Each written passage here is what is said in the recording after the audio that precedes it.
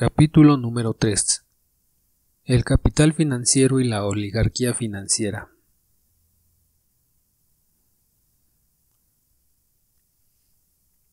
Una parte cada día mayor del capital industrial, escribe Hilferin, no pertenece a los industriales que lo utilizan. Pueden disponer del capital únicamente por mediación del banco, que representa, con respecto a ellos, al propietario de dicho capital. Por otra parte, el banco también se ve obligado a colocar en la industria una parte cada vez más grande de su capital. Gracias a esto, se convierte en proporciones crecientes en capitalista industrial. Este capital bancario, por consiguiente, capital en forma de dinero, que por este procedimiento se tuerca de hecho en capital industrial, es lo que yo llamo capital financiero. El capital financiero es el capital que se halla a disposición de los bancos y que es utilizado por los industriales. Esta definición no es completa, por cuanto no se indica en ella uno de los hechos más importantes, a saber, el aumento de la concentración de la producción y del capital en un grado tan elevado, que conduce y que ha conducido al monopolio. Pero en toda la exposición de Hilferin, en general, y en particular en los dos capítulos que proceden a aquel del cual hemos entrascado esta definición, se subraya el papel de los monopolios capitalistas. Concentración de la producción, monopolios que se derivan de la misma, fusión o ensambladura de los bancos con la industria. He aquí la historia de la aparición del capital financiero y el contenido de dicho concepto. Ahora pasaremos a describir cómo el poder de los monopolios capitalistas se convierte indefectiblemente en las condiciones generales de la producción de mercancías y de la propiedad privada, en la dominación de la oligarquía financiera. Señalemos que los representantes de la ciencia burguesa alemana, y no solo la de la alemana, tales como Riester, Schulz-Gaversing, Liebman y otros, son todos unos apologistas del imperialismo y del capital financiero. No ponen al descubierto, sino que disimulan y embellecen el mecanismo de la formación de las oligarquías, sus procedimientos, la cuantía de sus ingresos lícitos e ilícitos, sus relaciones con los parlamentos, etcétera, etcétera. Se quitan de encima las cuestiones malditas por medio de frases altisonantes y oscuras, de invocaciones al sentido de la responsabilidad de los directores de los bancos, por medio de elogios al sentimiento del deber de los funcionarios prusianos, por medio del análisis en serio de las minucias de proyectos de ley nada serio sobre el control y la reglamentación, por medio de infantiles juegos teóricos tales como la siguiente definición científica a la que ha llegado el profesor Liebman. El comercio es una actividad profesional encaminada a reunir bienes, conservarlos y ponerlos a disposición, en cursiva y en gruesos caracteres en la obra del profesor. Resulta que el comercio existía entre los hombres primitivos, los cuales no conocían todavía el cambio, y que también existirá en la sociedad socialista. Pero los monstruosos hechos relativos a la monstruosa dominación de la oligarquía financiera son tan evidentes que en todos los países capitalistas, en América, en Francia, en Alemania, ha surgido una literatura que se coloca en el punto de vista burgués y que, no obstante, traza un cuadro aproximadamente exacto y hace una crítica pequeño burguesa naturalmente de la oligarquía financiera. Hay que consagrar una atención preferente al sistema de participación, del que ya hemos hablado brevemente más arriba. He aquí como describe la esencia del asunto el economista alemán Heymann, el cual ha sido uno de los primeros, si no el primero, en prestarle atención.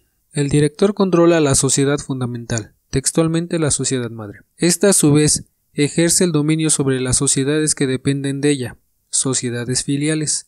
Estas últimas sobre las sociedades nietas, etc. De esta forma es posible, sin poseer un capital demasiado grande, dominar sobre ramas gigantescas de la producción. En efecto, si la posesión es del 50% del capital, es siempre suficiente para controlar una sociedad anónima. Al dirigente le basta poseer solo 1 millón para tener la posibilidad de controlar 8 millones de capital de las sociedades nietas. Y si esta combinación va todavía más lejos, con 1 millón se pueden controlar 16, 30 y 2 millones, etc.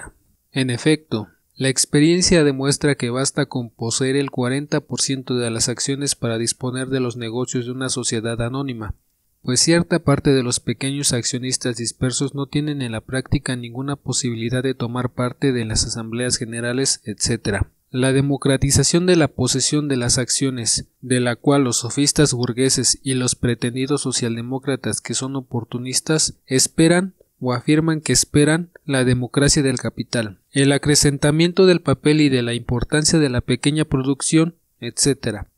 Es en realidad uno de los modos de reforzar el poder de la oligarquía financiera.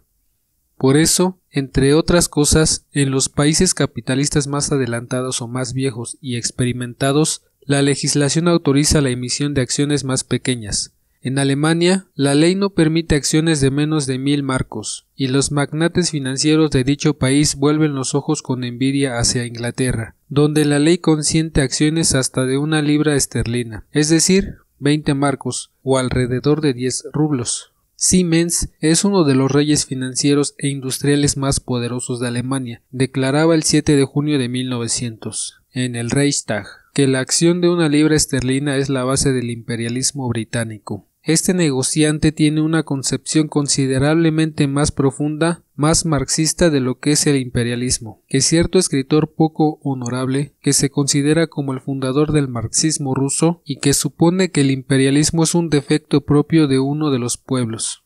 Pero el sistema de participación no solo sirve para aumentar en proporciones gigantescas el poderío de los monopolistas, sino que además permite llevar a cabo impunemente toda clase de negocios oscuros y sucios y robar al público, pues los dirigentes de las sociedades madres formalmente según la ley no responden por la sociedad filial, que es considerada como independiente y a través de la cual se puede hacer pasar todo. He aquí un ejemplo que entrascamos en el número de mayo de 1914 de la revista alemana Die Bank. La Sociedad Anónima de Acero para Resortes de Kassel hace unos años era considerada como una de las empresas más lucrativas de Alemania. Como consecuencia de la mala administración, los dividendos descendieron del 15 al 0%. Como se pudo comprobar después, la administración, sin informar a los accionistas, habían hecho un préstamo de 6 millones de marcos a una de sus sociedades filiales, Hasia, cuyo capital nominal era únicamente de algunos centenares de miles de marcos. Este préstamo, 3 veces superior al capital en acciones de la sociedad madre, no figuraba en los balances de esta. Jurídicamente, tal silencio era completamente legal y podía continuar durante 2 años, pues con ello no se vulneraba ni un solo artículo de la legislación comercial. El presidente del Consejo de Administración, que en calidad de personalidad responsable firmó los balances falsos, era y sigue siendo presidente de la Cámara de Comercios de Kassel. Los accionistas se enteraron de este préstamo a la sociedad de Hasia solo mucho tiempo después, cuando resultó que dicho préstamo había sido un error. El autor debería haber colocado esta palabra entre comillas. Y cuando las acciones del Acero para Resortes, a consecuencia de que empezaron a deshacerse de ellas los enterados, vieron bajar su precio aproximadamente en un 100%. Este ejemplo típico de equilibrismo en los balances es el más común en las sociedades anónimas. Nos explica por qué las direcciones de estas emprenden negocios arriesgados con mucho más facilidad que los negocios particulares. La técnica moderna de elaboración de los balances no solo les da la posibilidad de ocultar al accionista medio las operaciones arriesgadas, sino que incluso permite a los individuos principalmente interesados descargarse de la responsabilidad por medio de la venta oportuna de las acciones en el caso de que fracase el experimento, mientras que el negociante particular responde con su piel de todo lo que hace. Los balances de muchas sociedades anónimas se parecen a los palimpsestos de la Edad Media, de los cuales era necesario borrar lo que llevaban escritos para descubrir los signos escritos debajo y que daban el contenido real del manuscrito. El palimpsesto era un pergamino en el cual el texto fundamental estaba encubierto por otro manuscrito. El medio más sencillo y, por esto, más comúnmente empleado para hacer indescifrable un balance, consiste en dividir una empresa en varias partes por medio de la creación de sociedades filiales o de la incorporación de establecimientos de este género. Las ventajas de este sistema, desde el punto de vista de diversos fines, legales e ilegales, son tan evidentes que en la actualidad constituyen una excepción las grandes sociedades que no las adoptan. Como ejemplo de sociedad monopolista de gran importancia que aplica en gran escala dicho sistema, el autor cita la famosa Sociedad General de Electricidad, de la cual volveremos a hablar más adelante. En 1912 se calculaba que esta sociedad participaba en otras 175 a 200, dominándolas, claro está, y reuniendo entre todas ellas un capital de cerca de 1.500 millones de marcos. Cualesquiera reglas de control, de publicación de balances, de elaboración de esquemas precisos para los mismos, de institución de control, etc., con lo que distraen la atención del público los profesores y funcionarios bien intencionados, esto es, que tienen la buena intención de defender y de embellecer el capitalismo, no pueden tener aquí ninguna importancia, pues la propiedad privada es sagrada. A nadie se le puede prohibir comprar, vender, permutar, hipotecar acciones, etc. Se puede juzgar de las proporciones que el sistema de la participación ha alcanzado en los grandes bancos rusos por los datos comunicados por E. Agad, quien durante 15 años fue funcionario del Banco Ruso Chino, y que en mayo de 1914 publicó una obra con el título, no del todo exacto, Los grandes bancos y el mercado mundial. El autor divide a los grandes bancos rusos en dos grupos fundamentales. Inciso A, los que funcionan con el sistema de participación, inciso B, los independientes, entendiendo, sin embargo, arbitrariamente por independencia, la independencia con respecto a los bancos extranjeros. El autor divide el primer grupo en tres subgrupos: 1. Participación alemana, 2. Inglesa y 3. Francesa, entendiendo por ello la participación y el dominio de los más grandes bancos extranjeros de la nacionalidad correspondiente. Los capitales de los bancos los divide en productivos, los invertidos en el comercio y en la industria, y en especulativos, los empleados en las operaciones bursátiles y financieras. Suponiendo, de acuerdo con el punto de vista pequeño burgués reformista que se le es propio, que, bajo el capitalismo, es posible separar la primera forma de inversión de la segunda y suprimir esta última. Los datos del autor son los siguientes. Tabla número 1.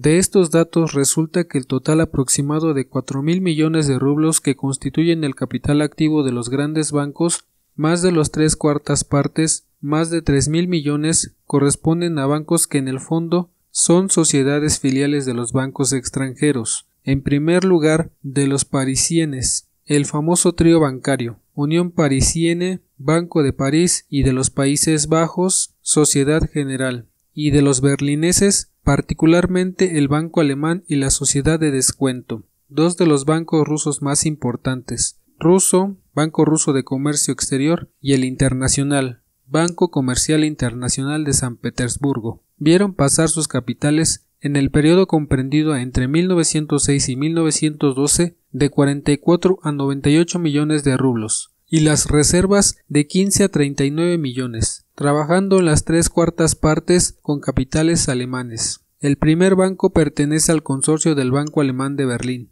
el segundo a la Sociedad de Descuento, de la misma capital. El bueno de Agad se indigna profundamente de que los bancos berlineses tengan en sus manos la mayoría de las acciones y de que, a consecuencia de ello, los accionistas rusos sean impotentes. Y naturalmente, el país que exporta el capital se queda con la nata. Por ejemplo, el Banco Alemán de Berlín, introduciendo en esta ciudad las acciones del Banco Comercial Siberiano, guardó durante un año dichas acciones en cartera y después las vendió al curso de 193 por 100, es decir, casi el doble, obteniendo de este modo un beneficio cerca de 6 millones de rublos, calificado por Hilferdin de beneficio de constitución. El autor estima en 8.235 millones de rublos la potencia de los bancos petersburgueses más importantes. La participación o, para decirlo mejor, el dominio de los bancos extranjeros lo fija en proporciones siguientes: bancos franceses 55%, ingleses 10%, alemanes 35%. De esta suma, de 8.235 millones de capital activo, 3.685 millones, esto es, más de 40%, corresponden, según los cálculos del autor, a los sindicatos, el Prudogol, el Prodamen y los sindicatos del petróleo, de la metalurgia y del cemento. Por consiguiente, la fusión del capital bancario e industrial, con motivo de la constitución de los monopolios capitalistas, ha dado también en Rusia un gran paso adelante.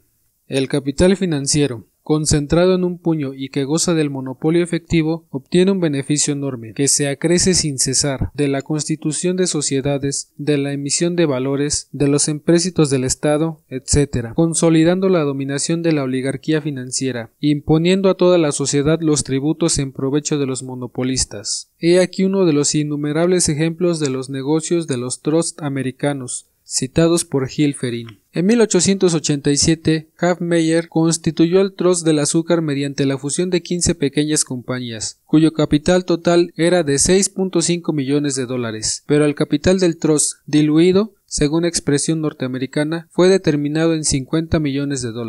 La sobrecapitalización calculaba de antemano los futuros beneficios monopolistas, del mismo modo que, también en América, el Trust del Acero calcula los futuros beneficios monopolistas acaparando un número cada vez más considerable de yacimientos de mineral de hierro, y en efecto, el Trust del Azúcar fijó precios de monopolio y percibió tales beneficios, que pudo pagar un dividendo del 10% al capital 7 veces diluido, es decir, casi el 70% del capital aportado efectivamente al ser constituido el Trust. En 1909 su capital era de $90 millones. En 22 años el capital fue más que duplicado. En Francia, la dominación de la oligarquía financiera. Contra la oligarquía financiera en Francia es el título del conocido libro de Laysis, cuya quinta edición apareció en 1908. Ha adoptado una forma solo un poco modificada. Los 4 bancos más importantes gozan no del monopolio relativo, sino del monopolio absoluto para la emisión de valores. De hecho, se trata de un trust de los grandes bancos, y el monopolio garantiza beneficios monopolistas de las emisiones. Al hacerse los empréstitos, el país que los negocia percibe habitualmente no más del 90% del total. El 10% restante va a parar a los bancos y demás intermediarios. El beneficio de los bancos en el empréstito ruso-chino de 400 millones de francos fue del 8%, en el ruso 1904 de 800 millones del 10%, en el marroquí en 1904 de 62.5 millones del 18,75%. El capitalismo, que inició su desarrollo con el pequeño capital usurario, llegó al final de este desarrollo con el capital usurario gigantesco. Los franceses son los usureros de Europa, dice Laysis. Todas las condiciones de vida económica sufren una modificación profunda a consecuencia de esta transformación del capitalismo. Con el estancamiento de la población, de la industria, del comercio y del transporte marítimo, el país puede enriquecerse por medio de las operaciones usurarias. 50 individuos que representen un capital de 8 millones de francos pueden disponer de 2.000 millones colocados en 4 bancos. El sistema de la participación, que ya conocemos, conduce a las mismas consecuencias. Uno de los bancos más importantes, la Sociedad General, emitió 64.000 obligaciones de la sociedad filial, Refinerías de Azúcar de Egipto. El curso de la emisión era del 150%, es decir, que el banco se beneficiaba en 50 céntimos por cada franco. Los dividendos de dicha sociedad resultaron ficticios. El público perdió de 90 a 100 millones de francos. Uno de los directores de la Sociedad General era miembro de la administración de las refinerías. No tiene nada de sorprendente que el autor se vea obligado a llegar a la siguiente conclusión. La República Francesa es una monarquía financiera. Es el dominio completo de la oligarquía financiera, que reina sobre la prensa y sobre el gobierno. Los beneficios excepcionalmente elevados que proporciona la emisión de valores como una de las operaciones principales del capital financiero desempeñan un papel muy importante en el desarrollo y consolidación de la oligarquía financiera. En el interior del país no hay ningún negocio que dé ni aproximadamente un beneficio tan elevado como el de servir de intermediario para la emisión de los empréstitos extranjeros, dice la revista Die Bank. No hay ninguna operación bancaria que produzca beneficios tan elevados como las emisiones. En la emisión de valores industriales, según los datos del economista alemán, el beneficio anual fue, por término medio, el siguiente. Tabla número 2.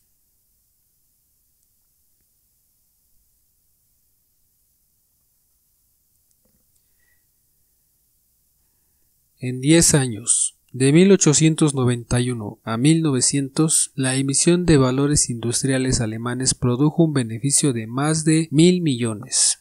Si durante los periodos del auge industrial los beneficios del capital financiero son inconmensurables, durante los periodos de decadencia se arruinan las pequeñas empresas y las empresas inconscientes. mientras que los bancos participan en la adquisición de las mismas a bajo precio o en su saneamiento y reorganización lucrativos. Al efectuarse el saneamiento de las empresas que trabajan con pérdida, el capital anónimo sufre una baja, esto es, los beneficios son distribuidos sobre un capital menor y se calculan en lo sucesivo a base de ese capital, o, si la rentabilidad ha quedado reducida a cero, se incorpora un nuevo capital, el cual, al unirse con el capital viejo, menos lucrativo, produce ya un beneficio suficiente. Conviene decir, añade Hilferding, que todos esos saneamientos y reorganizaciones tienen una doble importancia para los bancos. Primero, como operación lucrativa, y segundo, como ocasión propicia para colocar a esas sociedades necesitadas bajo su dependencia.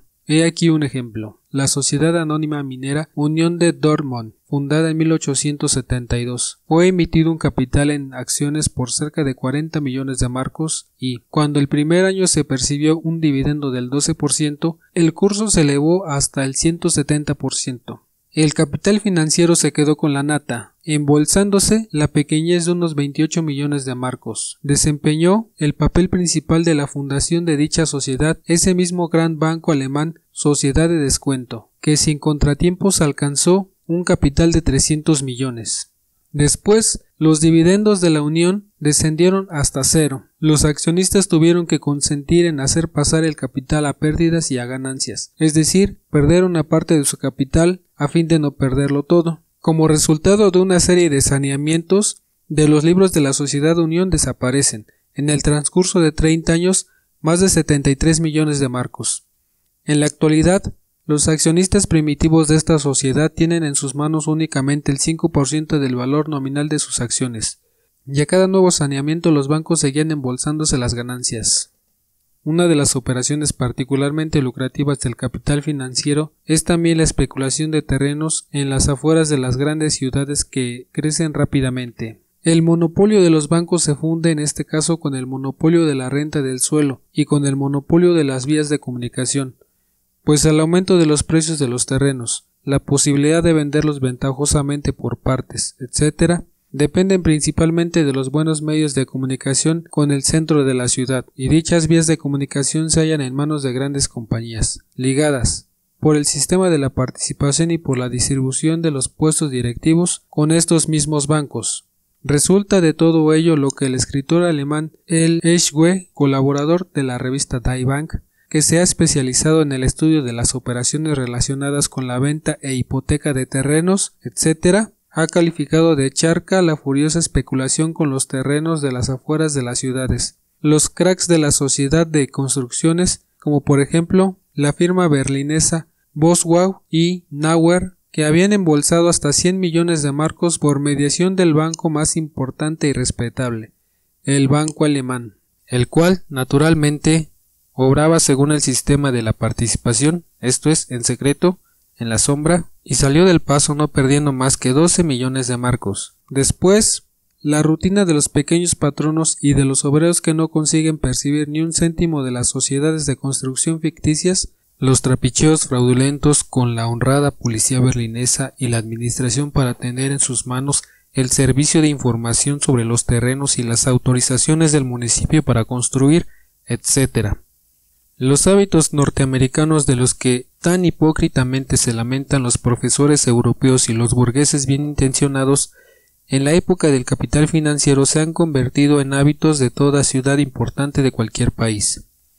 En Berlín, a principios de 1914, se hablaba de la fundación de un trust del transporte, esto es, una comunidad de intereses de las tres empresas berlinesas de transporte, los ferrocarriles eléctricos urbanos, la sociedad de tranvías y la de autobuses. Que este propósito existe, decía la revista Die Bank, lo sabíamos desde que fue del dominio público que la mayoría de las acciones de la sociedad de ómnibus había sido adquirida por las otras dos sociedades del transporte. Se puede dar entero crédito a quienes persiguen dicho propósito, cuando afirman que, mediante la regulación uniforme de los transportes, tienen la esperanza de obtener economías de una parte de las cuales, en resumidas cuentas, se beneficiaría el público. Pero la cuestión se complica a consecuencia de que, detrás de ese trozo del transporte en formación, están los bancos, que, si quieren, pueden subordinar a los medios de comunicación monopolizados por ellos a los intereses de su tráfico de terreno. Para convencerse de lo justificado de esta suposición, basta recordar que, ya al ser fundada la Sociedad del Ferrocarril Eléctrico Urbano, se hallaban mezclados en ella los intereses del gran banco que patrocinó la construcción de dicha sociedad. Esto es, los intereses de la mencionada empresa del transporte estaban íntimamente relacionados con los del comercio de terrenos. La cuestión es que la línea oriental de dicho ferrocarril debía de pasar por los terrenos que más tarde ese banco, cuando la construcción del ferrocarril estaba ya asegurada, vendió con un enorme beneficio para sí y para algunas personas que intervinieron en la venta.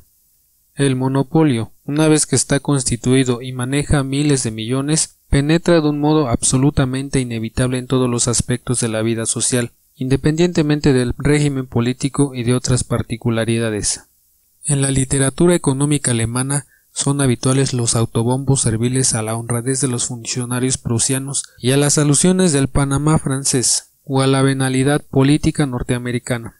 Pero el hecho es que aún la literatura burguesa consagrada a los asuntos bancarios de Alemania se ve constantemente obligada a salirse de los límites de las operaciones puramente bancarias y a escribir, por ejemplo, sobre la tendencia a entrar a los bancos. A propósito de los casos, cada día más frecuente, de funcionarios que pasan al servicio de los bancos.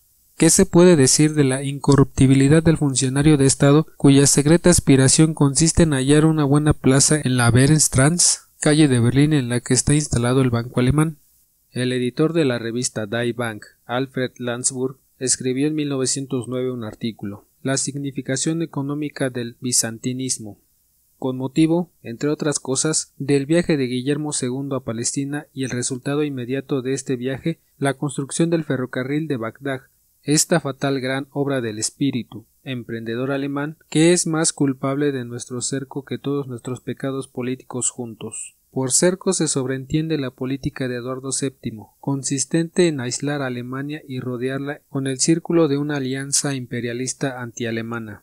El colaborador de esa misma revista, Eschwege, aludido ya más arriba, escribió en 1911 un artículo titulado La plutocracia y los funcionarios, en el cual denunciaba, por ejemplo, el caso del funcionario alemán Volcker, que, siendo miembro de la Comisión sobre los Cárteles, se distinguía por su energía y poco tiempo después obtuvo un cargo lucrativo en el cártel más importante, el Sindicato del Acero.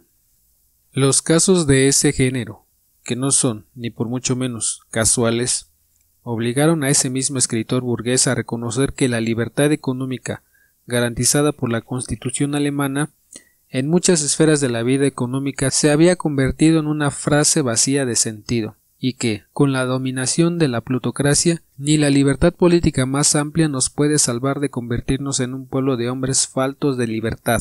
En lo que se refiere a Rusia, nos limitaremos a un solo ejemplo. Hace unos años, todos los periódicos publicaron la noticia de que David Dove, director del Departamento de Crédito, abandonaba su puesto en ese organismo del Estado para entrar al servicio de un banco importante, con un sueldo que debía representar en algunos años, según el contrato, una suma de más de 1 millón de rublos. El Departamento de Crédito es una institución cuya misión consiste en la unificación de las actividades de todos los establecimientos de crédito del país y que suministra subsidios a los bancos de las capitales por valor de 800 a 1.000 millones de rublos. Es propio del capitalismo en general la separación entre la propiedad del capital y la aplicación de éste a la producción, la separación entre el capital monetario y el industrial o productivo, la separación entre el rentista, que vive solo de las rentas del capital monetario, y el empresario y todas las personas que participan directamente en la gestión del capital. El imperialismo o dominio del capital financiero es el capitalismo en su grado más alto, en el cual esta separación adquiere unas proporciones inmensas. El predominio del capital financiero sobre todas las demás formas de capital implica la situación dominante del rentista y de la oligarquía financiera. La situación destacada de unos cuantos estados, dotados de potencia financiera, entre todos los demás. Se puede juzgar de las dimensiones de este proceso por los datos estadísticos de las emisiones de toda clase de valores. En el boletín del Instituto Internacional de Estadísticas, A. Neymark ha publicado los datos más detallados, completos, susceptibles de comparación sobre las emisiones en todo el mundo, datos que han sido después reproducidos a menudo parcialmente en la literatura económica. He aquí los datos correspondientes a 4 décadas. Total de emisiones en miles de millones de francos cada 10 años. De 1871 a 1880, 76.1. De 1881 a 1890, 64.5. De 1891 a 1900, 100.4. De 1901 a 1910, 197.8. Entre 1870 y 1880, el total de las emisiones aparece elevado en todo el mundo, particularmente los empréstitos, en relación con la guerra franco-prusiana y a la época que le siguió de los escándalos de la especulación en Alemania. En general, el aumento durante las últimas 3 décadas del siglo XIX es relativamente lento, y solo en la primera década del siglo XX alcanza grandes proporciones, casi el doble en 10 años. Los comienzos del siglo XX constituyen, por consiguiente, una época de viraje, no solo desde el punto de vista del acercamiento de los monopolios, cárteles, sindicatos, trusts, de los cuales hemos hablado ya, sino también desde el punto de vista del acercamiento del capital financiero. La suma total de valores en el mundo en 1910 es calculada por Neymar en 815.000 millones de francos aproximadamente. Deduciendo más o menos las repeticiones, disminuye dicha suma hasta los 600.000 millones. He aquí la distribución por países, tomando la cifra de 600.000 millones. Suma de valores en 1910, en miles de millones de francos. Inglaterra 142, Estados Unidos 132, Francia 110, Alemania 95, Rusia 31, Austria, Hungría 24, Italia 14. Japón 12, Holanda 12.5, Bélgica 7.5, España 7.5, Suiza 6.25, Dinamarca 3.75, Suecia, Noruega y Rumania 2.25. Total 600.000. Lo primero que salta a la vista al examinar estos datos es con qué fuerza destacan los 4 países capitalistas más ricos, que disponen de 100 a 150.000 millones de francos en valores. De estos 4, 2 son los países capitalistas más viejos y, como veremos, los más ricos en colonias, Inglaterra y Francia. Y los otros 2 son países capitalistas avanzados, por la rapidez del desarrollo y el grado de difusión de los monopolios capitalistas en la producción, los Estados Unidos y Alemania. Los 4 juntos tienen 479.000 millones de francos, esto es cerca del 80% del capital financiero mundial. Casi todo el resto del mundo desempeña, en una o en otra forma, el papel de deudor o tributario de estos países, banqueros internacionales, de estos 4 pilares del capital financiero. Conviene detenerse particularmente en el papel que desempeña la exportación de capital en la creación de la red internacional de la dependencia y de relaciones del capital financiero.